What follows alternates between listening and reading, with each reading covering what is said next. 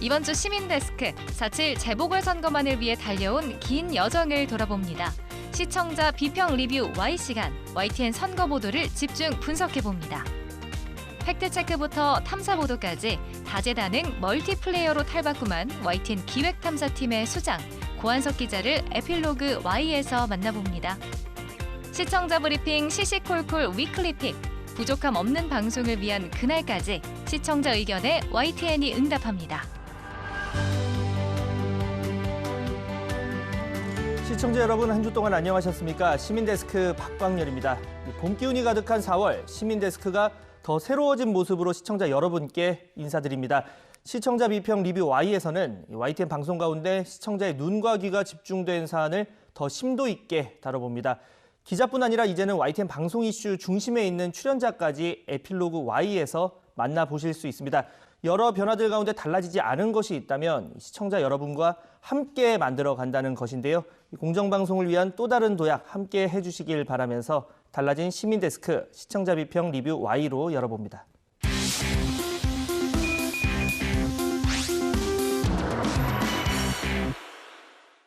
네, 오늘은 뭉클미디어 인권연구소 김원경 소장, 조수진 시청자평가원 그리고 신웅진 시청자센터 에디터와 함께합니다. 세 분 어서 오세요. 안녕하세요. 네, 안녕하십니까. 자, 먼저 시작에 앞서서 오늘 또 새로운 손님이 있습니다. 이제 손님이 아니라 함께 하실 텐데 패널 두 분이 특히 저희 패널 중에서 굉장히 강한 창들인데 이제 막는 방패 역할을 뭐 맨날 막는 건 아니고 같이 찌를 땐 또 찌르시겠지만 예, 자리를 해주셨어요. 근데 뭐 그동안은 시시콜콜 나온 거는 봤는데 이제 그거는 좀 어떻게 보면 당사자랑 바로 소통을 하는 게 아니라면 여기서는 바로 질문하고 답변하고 이렇게 되다 보니까 그동안은 친선 경기였다면 이제 진짜 월드컵 본 경기에 나온 건데 좀 각오도 남다르실 것 같거든요. 어떠세요? 예선 경기부터 다시 시작한다고 생각하고요. 예. 뭐 포맷이 다르니까 네. 제가 할 수 있는 데까지 해보겠습니다. 네. 자, 본격적으로 이 리뷰 Y 시작을 해보도록 하겠습니다. 자, 이번 주부터는 이 평가원님께서 선별해 오신 주제로 이 대담을 이어가는 그런 구성으로 진행이 되는데요. 이 평가원님 역할이 더 막중해졌다 이렇게 볼 수도 있을 것 같습니다. 자, 오늘 이 다뤄볼 주제 어떤 부분으로 선택을 하셨을까요? 네, 그 녹화하는 오늘이 또 이 재보궐선거 본투표 당일이지 않습니까? 아마 방송 나갈 때는 이제 다 끝났겠지만 지금은 투표가 진행되고 있는 상황이죠. 있죠. 네. 그래서 아무래도 뭐 지난 일주일간 사전 투표와 본 투표를 앞두고 치열한 공방이 펼쳐진 그 선거 유세 또 그 유세 전반을 살핀 선거 보도를 뭐 이 시간에 다루지 않을 수 없을 것 같습니다. 네. 네, 오늘 시청자평가원께서 꼽아주신 주제 YTN 선거보도입니다. 선거 기간이 되면 YTN에서는 선거단이 꾸려집니다. 정치부에서는 당당당이라는 코너로 각 정당의 이야기를 들어보기도 하는데요. 그 외에도 분야를 막론하고 선거와 관련된 각종 이슈를 놓치지 않기 위해서 심혈을 기울이는 것으로 알고 있습니다. 자, 에디터님 보시기에는 자, 이번 선거보도 뭐 과거에 비해서 뭐 많이 좀 발전을 했다 이렇게 보십니까? 어떻습니까? 네, 이 IT 기술이 발달하면서 더불어서 이 다양한 아이디어를 화려하게 화면으로 보여줄 수 있게 됐습니다. 네. 이 그래픽 등 확실히 영상미는 좋아졌죠. 이 젊은 기자들의 아이디어도 빛나고 있습니다. 그런데 언제나 중요한 건 내용입니다. 이 개표 방송은 그래픽이 아니고 이 정확하게 투표율을 맞추는 게 중요한 것처럼 선거 보도도 이 민심을 정확하게 반영하는 게 중요하겠죠. 이 더불어 형평성을 유지하는 것도 힘이 듭니다. 이 각 당의 입장이 다르기 때문에 이 항의도 들어오고 이 모두를 만족시킬 수 있는 선거 방송은 사실상 불가능하죠. 특히 정책 선거보다는 네거티브로 점철된 지금 같은 국면에서는 특히 그랬습니다.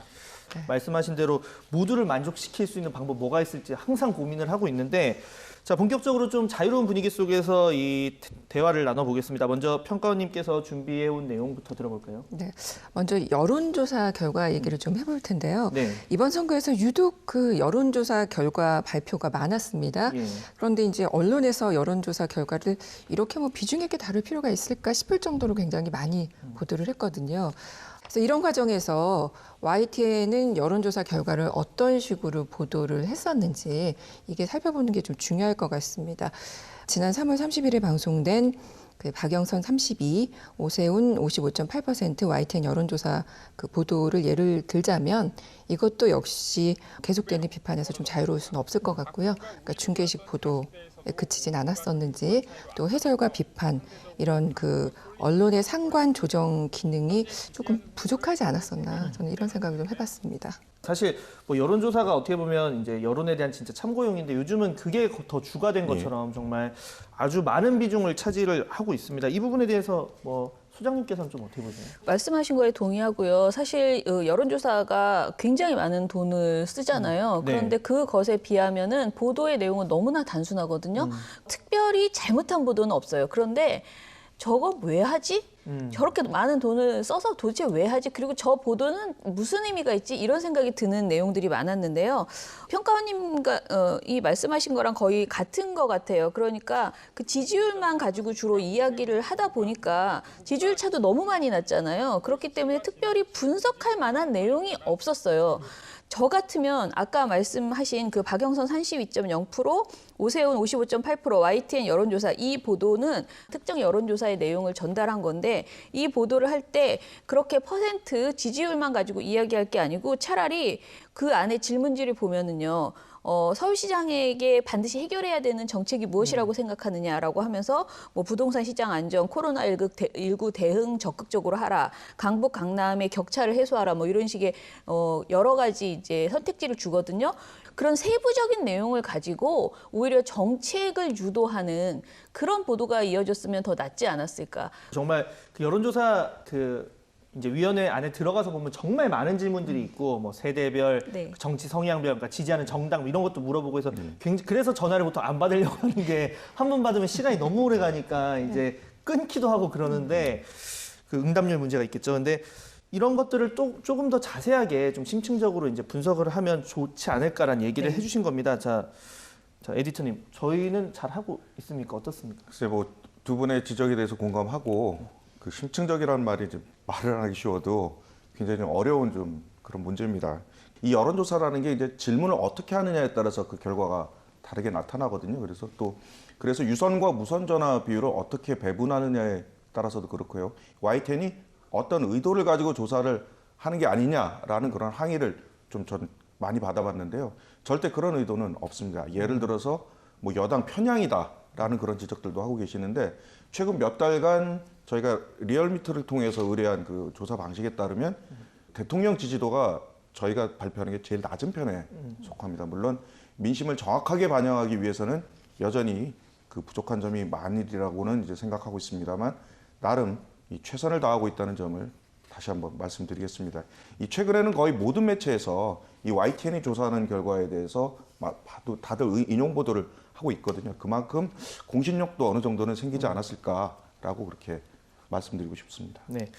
사실 뭐 이 방송 보시는 분들 중에서 뭐 지금 예를 들어서 여당 후보에 불리하기 때문에 지금 이런 걸 저희가 이제 그만했으면 좋겠다. 이런 건 전혀 아니고 그렇죠? 그런 건 아니고 그냥 이 여론조사를 이렇게 경마식으로 계속 보도하는 것에 대한 이제 본질적인 문제에 대해서 얘기를 해주시는 걸 텐데 자 이와 이제 연관을 지어서 보면 정책 검증이 그만큼 사라졌다. 뭐 이런 비판도 나오고 있습니다. 이 부분에 대해서 어떻게 보십니까? 네, 이번에는 정책 중심의 보도를 좀 기대를 했었지만 역시나 인물 위주의 그치고만 보도들이 상당히 많아서 조금 아쉬웠다는 생각이 들고요. 그런데 이제 또 그렇다고 정책이 아주 사라졌던 건 아니고요. 일부 이제 부동산 정책이라든가 이런 것들이 좀 집중이 되는 경향이 이번에 조금 특별히 많았습니다. 그런데 이제 그럼에도 좋았던 뉴스는 3월 29일 방송된 뉴이저의 미세먼지 최악인데 그 보궐선거 공약엔 빠진 환경 대책이라는 그 제목의 보도가 있었습니다. 앵커 리포트에 나왔었던 건데요. 미세먼지 환경 정책의 부재 이런 것들을 지적을 했습니다. 이 문제 소장님은 어떻게 생각하십니까? 저도 그 변상욱 앵커 리포트를 잘 봤는데요. 일단은 그 아이디어 자체는 너무나 좋았습니다. 대기오염에 대한 대책이 필요하다라고 보도를 했는데 서울시장 정책에서 이 대기오염 관련된 내용들이 사실 굉장히 부족하고 대부분의 지금 정책이 부동산 정책에 그쳐 있잖아요. 그런데 앵커의 문제의식은 매우 좋지만 앵커가 하는 리포트에 한계가 있는 거예요. 그러니까 기자가 직접 각 정당에 물어봤으면 이제 후보진들에게 그래서 그 캠프에게 대교용 관련된 여러 가지 것들을 좀 얘기했으면 더 좋지 않았을까라는 생각이 들어서요. 정책 보도에 좀 기자분들을 더 많이 투입해줬으면 좋겠다라는 생각입니다. 네. 사실 뭐 아까 얘기하신 그 앵커 리포트 포함해서 뭐 보면 뭐 이민자 문제 이런 것도 다루긴 했는데 정책 검증 기사를 안 한 건 아닐 텐데 이게 뭐 상대적으로 좀 묻힌 것 같습니다.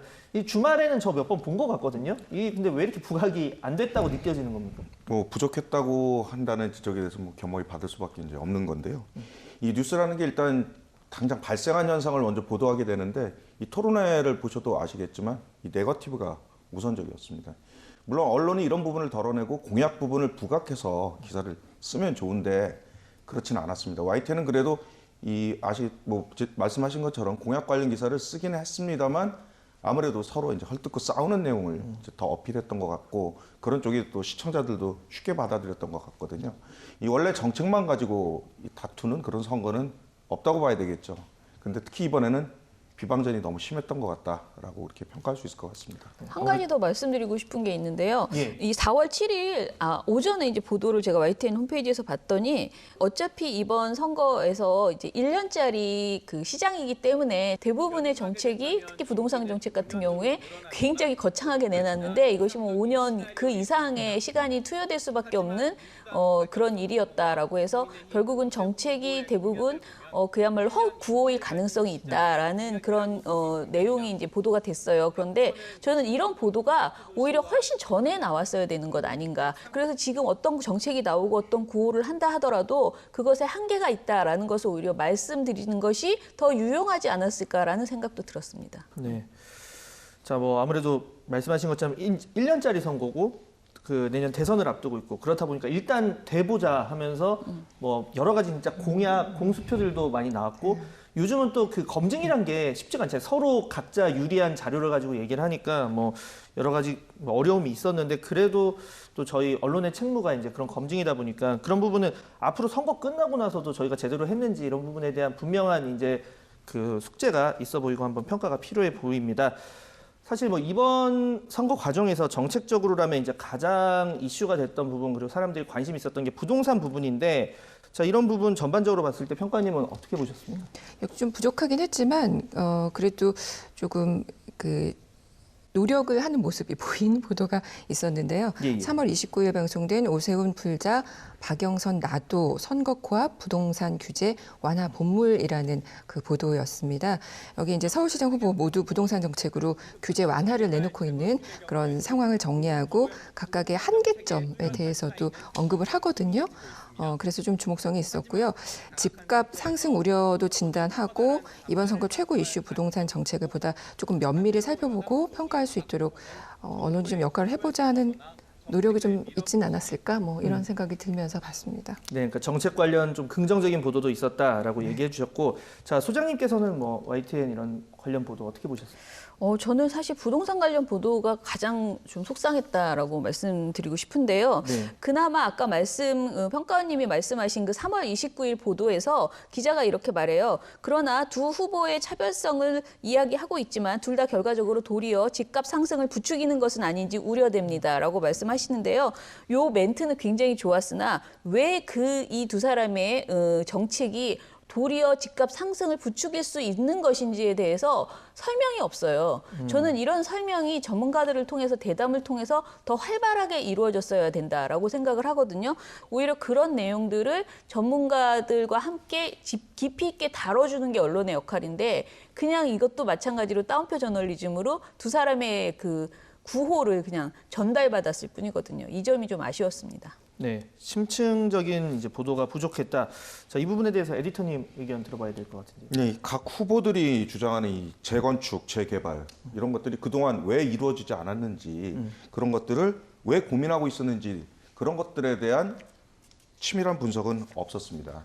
이 재건축, 재개발에서 집값이 떨어지나요, 이게? 거꾸로죠, 보통. 이렇게 되면 다 같이 올라버리기 때문인데 이번 선거의 가장 중요한 쟁점이 다 부동산과 관련이 있었습니다. 그 난개발 그리고 교통 영향 등에 대한 그런 고민보다는 이 당장 표를 얻기 위해서 후보들이 이 재개발이 우선이다라는 쪽으로 공약을 앞세운 셈인데요. 일부 주민들의 이 재산상의 이익 그리고 공공의 이익이 상충할 수 있다는 그런 점 등을 따져봐야 되는데 그런 기사는 YTN뿐만 아니라 다른 언론에서도 찾아보기 어려웠던 것 같습니다. 그리고 이걸 부동산 재건축 재개발이라고 해야 되는지 이번 이슈가 아니면 투기라고 해야 되는지 뭐 도저히 뭐 종잡을 수가 없는 비슷한 듯하면서도 다른 그런 쟁점이 있었던 것 같습니다. 그 우리가 그동안 상식적으로 생각해 보면 이제 그런 재개발이나 이런 층수 뭐 제한도 완화하고 이런 여러 가지가 하면 돈이 그쪽으로 몰리고 또 보상금도 풀리고 뭐 이런 과정에서 집을 초과 공급하는 것 이상으로 초과 수요가 나타나서 이제 집값이 올라가고 뭐 이런 부분에 대한 분명한 이제 통제를 어떻게 할 건지 그런 부분에 대한 대책이 좀 필요한데 그런 부분을 많이 따져보는 게 뭐 부족하지 않았나라는 의견도 있고요. 자, 이제 저희가 코너 속 코너가 하나 있습니다. 이 개편을 맞아서 신설된 부분인데요. 오늘의 이 신랄하고 아주 면밀한 분석들을 한 줄로 짧게 이것만은 꼭 명심할 수 있도록 남겨주신다면 자 먼저 평가원님께서요. 네, 뭐 사실은 뭐 모든 보도에 해당되는 걸 텐데요. 선거 보도 누구를 위한 것인가 명심하자. 네, 이 말씀을 좀 드리고 싶습니다. 누구를 위한 것인지 명심하자라고 얘기를 해주셨고요. 자, 소장님. 선거를 하고 싶게, 선거를 파티처럼 느끼게 하는 그런 보도가 되도록 했으면 좋겠다. 그 선거를 하고 싶게 하는 네. 이제 언론 보도가 됐으면 좋겠다라고 두 분의 얘기까지 들어봤습니다. 오늘 나눈 충실한 대담 저희가 잘 숙지하고 또 개진하겠습니다. 세 분의 오늘 말씀 잘 들었습니다. 감사합니다.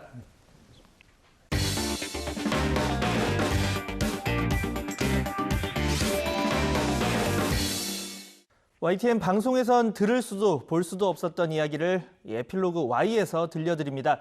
오늘 그 흥미로운 후일담의 주인공 YTN 기획탐사팀 고한석 기자의 목소리로 야심차게 출발해봅니다. 지금 바로 만나보시죠.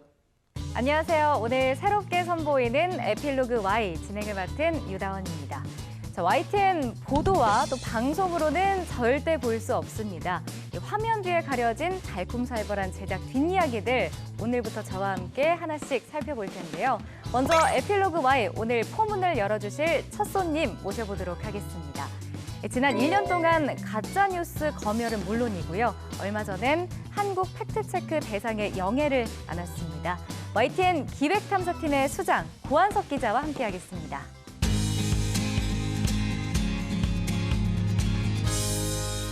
네, 기자 안녕하세요. 네, 안녕하세요. 네, 오늘 새단장한 에필로그 Y 또 첫 손님으로 함께해 주셨습니다. 취재를 하셔서 아시겠지만 모든 프로그램에서 가장 중요한 건 또 첫 게스트 손님이 아닐까 싶은데 오늘도 많은 이야기 들려주실 거라고 좀 기대를 해보겠습니다. 먼저 그 YTN 기획탐사팀이 어떤 팀인지 또 모르고 계신 시청자분들도 있으실 것 같거든요. 간략하게 좀 설명을 해주시죠. 기획탐사팀은 일단 탐사 보도를 가장 중점적으로 하고요. 프로그램 이름이 탐사 보고서 기록이에요. 그 이외에 팩트 체크를 전담을 하고 있어요. 그래서 팩트 체크 아이템은 보통 팩트 Y라는 타이틀을 달고 보통 한 주에 2개 내지는 3개 아이템이 그렇게 나가고 있습니다. 앞에서 이제 잠깐 언급을 했습니다. 한국 팩트체크 대상을 또 수상을 하셨다고요. 네. 먼저 축하드리고요. 감사합니다. 네, 코로나19 관련해서 팩트와이를 31편이나 출품을 하셨습니다. 뭐 많은 분들, 팀원들이 일궈낸 성과라고 볼 수 있을 텐데 어떠셨어요, 팀장으로서? 일단 좋은 평가를 받았으니까 네. 너무 기쁘고요. 팀의 어떤 뭐 욕심 그런 것보다도 어떤 공적인 역할을 해야 된다는 의무감이 컸고요. 그래서 2020년 1월부터 코로나19 관련한 팩트체크를 중점적으로 했고 그래서 1년 내내 31편을 했는데 사실 이 31편 안에는 각 한 편마다 팩트체크가 한 3개 정도가 들어가거든요. 그래서 다 따지면 거의 90편이 넘는 팩트체크를 한 거라고 보시면 됩니다. 사실 작년 같은 경우는 말씀하신 대로 코로나19 관련한 가짜 뉴스가 굉장히 많았어요. 저희도 사실 그래서 보면서 이건 너무 진짜 같다라는 생각이 들 정도의 가짜 뉴스가 많았는데 취재하면서 좀 어려움이 있지 않으셨어요? 코로나19 초기에는 이게 워낙에 처음 겪는 일이다 보니까 잘 몰라서 생기는 가짜 뉴스가 되게 많았어요. 뭐 예를 들어서 뭐 우한으로 가는 어떤 의사가 비장한 각오로 쓴 글이 돌기도 하고 서울대학교 병원 의사들의 아침 회의를 하면서 카톡 내용이 돌기도 하는데 직접 받았던 기억도 납니다, 저도. 네. 대단히 그럴듯하잖아요. 네. 근데 보면 잘못된 정보도 적지 않거든요. 그리고 지난해 이제 8월부터는 뭐 정광훈 목사 광화문 집회 이후로는 코로나 관련 가짜 뉴스들이 대부분 어떤 정치적인 성향을 띠기 네. 시작을 했어요. 그래서 아무리 팩트 체크를 해도 잘 믿지를 않아요. 그래서 그 단계에서는 대부분 좀 건전한 상식을 가진 시민들이 혼란을 겪지 않게 하기 위한 방어적인 차원에서 팩트 체크가 많이 이루어져요. 네, 사실 팩트와이 같은 경우는 코로나19 말고도 뭐 정치 관련된 이슈도 있고 굉장히 다양한 주제로 좀 다뤄지더라고요. 저희 그 시청자 게시판 혹시 확인해 보신 적 있으신가요? 네. 이런 것들을 좀 해줬으면 좋겠다라는 의견도 있고 이런 건 왜 안 해주냐 좀 그런 목소리도 있어요. 아이템 선정은 어떻게 하시는 거예요? 직접 해주시는 건가요? 아니면 기자들이 직접 가지고 오는 건가요? 이게 사실 팩트 체크할 때 가장 어려운 게 아이템 선정이거든요. 뭐 예를 들어서 뭐 고한석 기자가 오늘 출연을 했다. 팩트 체크는 하기 쉽잖아요. 근데 뭐 예를 들어서 고한석 기자가 출연을 해서 말을 잘했다. 이걸 팩트 체크하려면 가치 판단이 들어가야 되거든요. 네. 그래서 이게 가치 판단을 배제하고 팩트만으로 검증할 수 있는 것인가 그런 아이템을 선정을 하는 게 상당히 어려워요. 대부분의 사안들이 팩트로만 이루어진 게 아니고 의견이 많이 버무려져 있거든요. 팩트와의 코너뿐 아니라 앞서 말씀해 주셨는데 기획 탐사팀 하면 빼놓을 수 없는 제작물이 있어요. 바로 탐사 보고서 기록인데 보니까 마지막으로 이제 제작이 됐던 게 작년이더라고요. 12월 20일에 방송이 됐던 작품인데 혹시 올해는 뭐 계획이 있으신가요? 네, 현재 진행 중인 이 아이템이 있는데 코로나19로 이제 학교가 초중고가 등교 중단이 여러 번 반복되고 사실상 지난해 1년 내내 온라인 수업으로 진행이 됐잖아요. 그래서 실제적으로 아이들의 학습 결손 같은 게 나타나기도 하고 그리고 더 큰 문제는 어떤 학습 격차가 나타나는 거죠. 실제적으로 그런 격차가 얼마나 벌어졌는지를 취재를 해서 지금 거의 제작 마무리 단계에 있고요. 알겠습니다. 기대하고 있겠습니다. 그러면 이 탐사 보고서 기록을 볼 때 또 생각이 났던 게 이제 단기간에 만들어질 수 없는 그런 결과물이잖아요. 사실 짧게는 뭐 몇 달에서부터 길게는 몇 년까지도 취재를 하고 네. 자료조사부터 시작을 하더라고요. 네. 실제로 이 회사에서 만들어내는 이건 어느 정도 걸리나요? 보통 2, 3개월 한 편 제작하는데 2, 3개월이 걸리고요. 근데 이게 저희가 시작한 게 얼마 안 됐거든요. 그래서 처음에는 잘 몰라서 한 편당 꽤 많은 시간이 걸렸죠. 근데 지금은 이제 몇 편을 만들고 나니까 좀 노하우가 생겨서 네. 그 제작 기간도 단축을 해보려고 그러고 그럼 아이템 선정할 때는 어떤 식으로 진행하세요? 뭐 예를 들어서 제보를 받을 수도 있는 거고 아니면 지금 뭐 이슈가 되고 있는 그런 아이템이 될 수도 있고 아니면 내가 취재를 해봤는데 이게 굉장히 좀 재미있었던 것 같다. 어떤 식으로 선정을 하시는지 궁금하거든요. 탐사보고서 기록의 모토가 사회의 구조적 부조리를 뭐 찾아내서 기록하고 고발한다 이런 거거든요. 그래서 구조적 부조리가 어떤 그 취재 대상이다 보니까 제보보다는 어떤 기획에 더 초점을 두고 있어요. 근데 또 이제 부조리를 이야기를 해서 오랫동안 한 문제를 가지고 좀 취재를 해서 시청자들한테 그걸 알려드리는 거잖아요. 그러다 보면 이 영화나 드라마에서 이제 외부의 뭐 압력이라든지 내부에서 이제 고 기자 이건 여기까지 합시다. 이런 식의 압력이나 뭐 비난의 목소리도 있지 않을까 좀 궁금하거든요. 어떤가요, 이런 건? 그렇죠. 그런 부담은 뭐 항상 있는 거긴 한데요. 아직까지 내부에서 압력은 없었고요. 외부의 압력은 그럼? 외부의 압력 같은 경우는 저번 편이 줄기세포 관련된 거였어요. 그래서 줄기세포 시술, 불법 시술, 그다음에 줄기세포 관련한 의약품들이 좀 어떤 검증이 안 된 의약품들이 팔리고 있다 그런 거였는데 그 해당 제약사에서 뭐 소송을 건다거나 그런 것들이 있죠. 그런 게 압력으로 작용을 하죠. 탐사 보도에 대한 뭐 시청자들의 궁금증도 계속 있고 사실 요구도 있거든요. 뭐 뉴스 전문 채널이니까 이런 프로그램이 더 필요하지 않을까 생각이 드는데 YTN에서 기획 탐사팀이 이런 역할을 해야 한다. 어떤 역할이 있다고 생각을 하십니까? 사실 기획탐사팀은 어떤 YTN 보도의 공백을 메운다? 처음에 출발은 그런 거였어요. 우리 회사는 발생 기사나 라이브 위주의 보도를 주로 했거든요. 이제는 이런 기획물이, 탐사 보도물이 YTN의 어떤 간판이 되도록 노력을 해야겠죠. 네, 오늘 들어보니까 팩트와이 뉴스 속에서 우리가 봤던 팩트와이나 이 탐사보고서 기록을 통해서 그동안 좀 궁금했던 것들, 또 어려웠던 것들을 좀 많이 풀어주신 것 같은데요. 앞으로도 심도 있는 그런 뉴스, 또 정확한 뉴스 전해주시는 그런 기획탐사팀이 되길 기대해 보겠습니다. 오늘 말씀 여기까지 듣겠습니다. 고맙습니다. 감사합니다. 가장 빠른 옴부즈맨 프로그램, 그 기록을 모아보는 시간, 시청자 브리핑 시시콜콜 위클리픽. 이번 주 시청자 의견 함께 보시죠.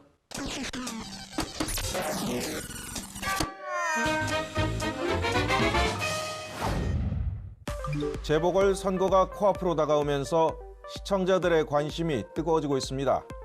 YTN으로 직접 전화를 걸어 적극적으로 의견을 주시는 분들도 많습니다. 직접 들어보겠습니다. 오세훈 씨 그렇게 거짓말하고 생태탕 주인하고 아들이 나와서 정확하게 했는데 그 왜 메인 뉴스에 안 올리세요?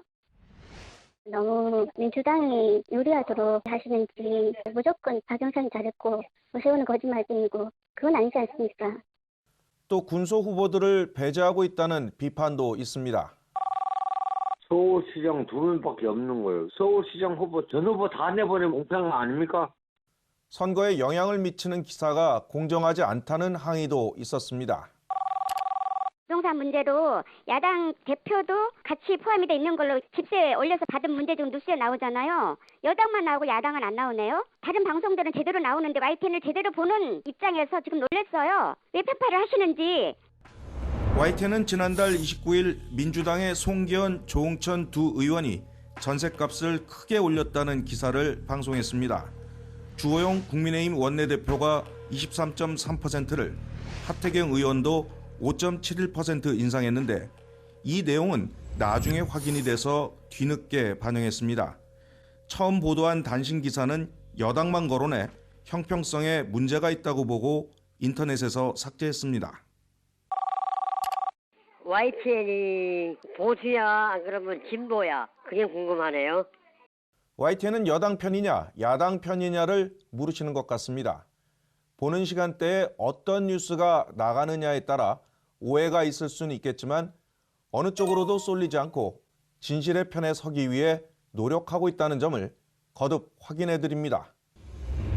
서울과 부산의 시장을 뽑는 4.7 재보궐 선거가 끝났습니다. 이번 시간에는 YTN 선거 방송에 대한 모니터단의 평가를 알아보겠습니다. 연임하게 된다면 임기는 5년으로. 이른 아침 뉴스 특보부터 자막을 이중으로 구성해 하단에는 각 후보의 공약과 투표 상황을 보여줘 유용했다는 내용입니다. 자막이 많아서 읽기에 좀 불편하긴 했지만 각 후보의 공약을 전달해 시청자들의 선택을 배려한 부분이 인상적이었고 투표를 독려하는 좋은 방법이었다고 평했습니다. 네, 이번 선거 승자가 입성하게 될 시청역입니다. 중구 투표율은 3.9%입니다. 먼저 동백섬에 있는 해운대 3.1%가 투표했습니다. 노랫말로 보는 투표율이라는 코너입니다. 서울과 부산의 투표율을 해당 지역을 나타내는 노래와 영상으로 소개해 재밌었다.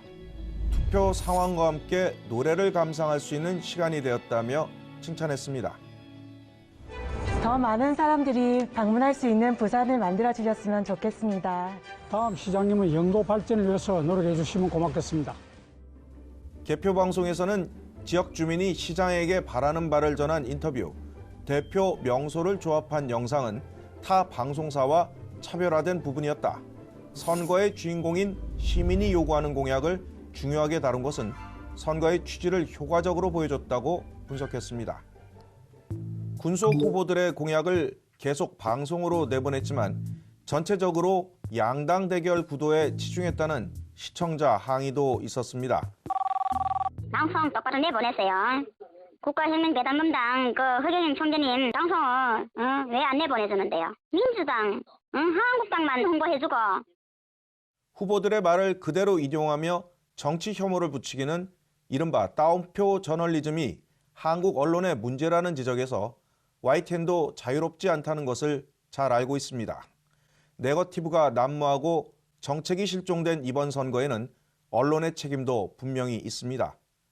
YTN은 공정하면서도 민심을 정확히 헤아리는 선거 방송을 위해 더욱 고민하고 노력하겠습니다. 지금까지 시청자 브리핑 시시콜콜입니다.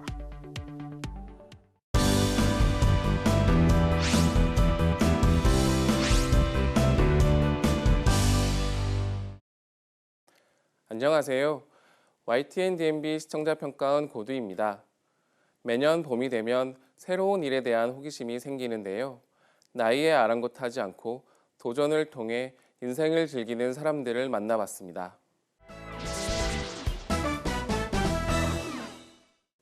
황금 나침반은 다양한 생활 정보와 첨단 기술, 과학 상식 등의 색다른 정보를 전달하고 있는데요. 나이와 직업을 불문하고 새로운 일에 도전하고 있는 아저씨즈와 오랜 연륜으로 강아지 수제 간식을 만드는 사람들의 모습이 담겼습니다. 꿈이란 젊을 때 이뤄야 한다는 편견을 깬 사람들이 있다. 나이에 아랑곳하지 않고 새로운 도전을 통해 꿈과 희망을 찾아가는 불타는 청춘들. 각자 나름의 전문적인 일을 하고 있었지만 자신이 할 수 있는 일을 떠나 자신이 하고 싶은 무언가를 찾고 도전하는 모습에서 새로움을 추구하고자 하는 사람들의 열정을 엿볼 수 있는 시간이었습니다. 이어진 기술자들에서는 돼지 분뇨와 완결을 혼합하여 비료로 만드는 기술과 양파의 생산성을 높이기 위해 품종이 개량된 양대파에 대한 내용으로 채워졌습니다. 돼지를 사육하는 과정에서 발생하는 분뇨를 활용하여 비료를 생산하고 이를 활용하는 모습이 매우 인상적이었습니다. 채소값의 급등으로 가정에서 대파 재배가 인기라고도 하는데요. 한 개의 뿌리에서 여러 개의 줄기가 자라는 양대파라는 품종의 자세한 정보는 독특하고 재미있는 내용이었습니다. 마지막으로 과학 다반사에서는 친환경 플라스틱 만들기의 정보가 전해졌습니다. 친환경적인 재료를 이용해 플라스틱과 랩을 실제로 만들면서 제작 방법을 자세하게 전달했는데요. 특히 과거에 유행했던 드라마의 장면을 패러디하면서 자연스럽게 웃음을 제공하여 장면에 집중할 수 있었습니다. 이는 자칫 지루해 질 수 있는 시사교양 프로그램에 있어 시청자의 흥미를 유발하는 재미있는 부분이었습니다. 황금 나침반에서 앞으로도 다양하고 유익한 내용으로 평소에 쉽게 관심을 가지기 어려운 새로운 정보들을 만날 수 있기 바랍니다. 질문을 멈추지 않는 것, 이게 바로 바른 성장의 지름길이라고 하는데요. 시청자 여러분의 물음과 참여가 공정방송이라는 결실로 이어질 겁니다. 시청자와 함께 만들어가는 시민데스크, 다음 주 더 유익한 내용으로 돌아오겠습니다. 시청해주신 여러분 감사합니다. 방송에 저렇게 토론 저런 거 좀 하지 마세요. 전부 다 자기 편만 칭찬하고 있는데 좀 하지 마세요. 그런 거 좀. 좋은 뉴스들 많은데 그런 뉴스 한 장 보내주세요. 백신 들어오는 날짜를 2분기, 3분기, 4분기 하지 마시고 3월달, 4월달, 5월달, 6월달 이제 월로 말씀해 주시길 당부드립니다. YTN 가끔 보면 외래어를 쓰고 또 우리나라 말로 이렇게 설명을 해주셔서 너무너무 좋은데 아예 뉴스 할 때 우리나라 말로 좀 해주셨으면 보통 사람들이 잘 알아볼 수 있지 않나 해서 전화했습니다. 민원 대상이 되는 내용을 듣는 것은 그 다음 문제고 우선 들어줄 수 있는 상담원이라도 좀 늘려서 시청자들이 의견을 제시할 수 있는 그런 시스템을 구축을 하는 것이 급선무인 것 같습니다.